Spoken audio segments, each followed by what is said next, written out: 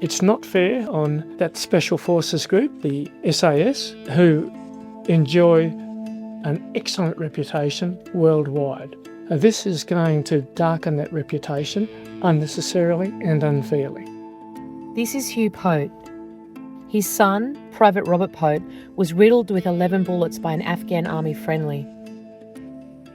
Mr. Poate said it's hard to stomach the fact that the Australian government has dropped the ball on bringing his son's killer to justice while splashing millions of dollars investigating its own elite soldiers. And he's questioned whether former SAS soldier Ben Robert Smith can get a fair trial in this country. What do you think he'd think of what's happening now? He would be horrified. In war, you have to make split-second decisions. And I have difficulty understanding how Ben survived the war, quite frankly. When you read the citations on his Medal of Gallantry and his Victoria Cross and you see what he did, it's almost as though he was being looked after from above. You know, it's just incredible. He just walked towards machine guns. He has a presumption of innocence and he's entitled to a fair trial, but I don't know that he can get a fair trial because this has been going on for such an inordinate period of time. People's views have been coloured by media. Now there's favourable media and there's unfavourable media, but it really depends on how they select the jury and whether they can select a jury of 12 people who are open-minded enough to listen to the evidence and come to a decision. They've spent $325 million. I think they were investigating something like 26 SAS soldiers. Our case for the Commonwealth was $3 million, and it was only a coronial inquest. This could be 20, 50 million, 100 million, easily 100 million. I believe the Australian public's sentiment, and quite clearly from what I can gather, and I speak to hundreds of people, hundreds, not just in Canberra, and Canberra's pretty well a Labor lefty town, but people with a broad view of things. One of my good friends thinks that Ben should have been brought to trial ages ago, because he's made a view that he's guilty of a heinous crime, even though no evidence has been presented yet to that effect. So there's a lot of money still to be spent, and it's going to divide the nation like nothing else has divided the nation. Mr. Poate says his family's story is not just a story of a loss, but of a fight for the truth and transparency in all levels of the Australian Defence Force and the Australian government more broadly. He said the question of accountability at higher levels remains largely unaddressed. Article 28, command responsibility and failure to act. Command responsibility means, and this is almost verbatim, any commander who knew or, under the circumstances, ought to have known that an act against the rules of armed combat has occurred or was about to occur and did nothing to stop it is guilty of the same offence, is criminally liable. That's the word, is criminally liable. They follow orders. They're so highly trained. They're just so used to following orders and doing what they're told and being accountable for what they do, because they only travel in small numbers. They're usually only in little groups of 5. And usually there's a helicopter or a drone above them filming everything they do, because if they get into trouble and they need air support, it's got to be verified and the air support will arrive. But this sort of thing happens. Everything they did would have been known and filmed on the basis of orders. They're liable, more so than those who've carried it out, because it's a matter of those people up there having far more sway than the lower ranks. That doesn't sit well. It doesn't, does it? I'll just get you something. There it is, command responsibility and failure to act. It's there in black and white.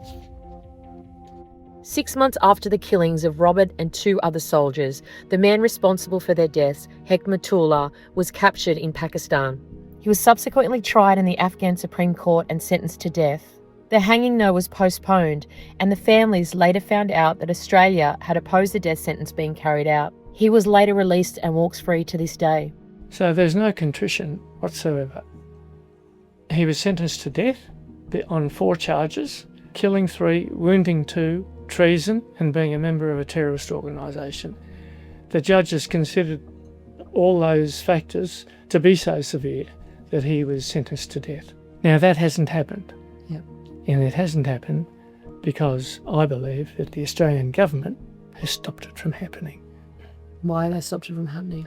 Because they don't support the death penalty. So they were happy for him to be on the JPL list, where he could have been shot on sight, whether armed or not. But, oh no, we can't have him hanged by a foreign government. See, interfering with another government's operations. Mm-hmm. This is how countries get themselves into trouble. That's why the war continued for 20 years.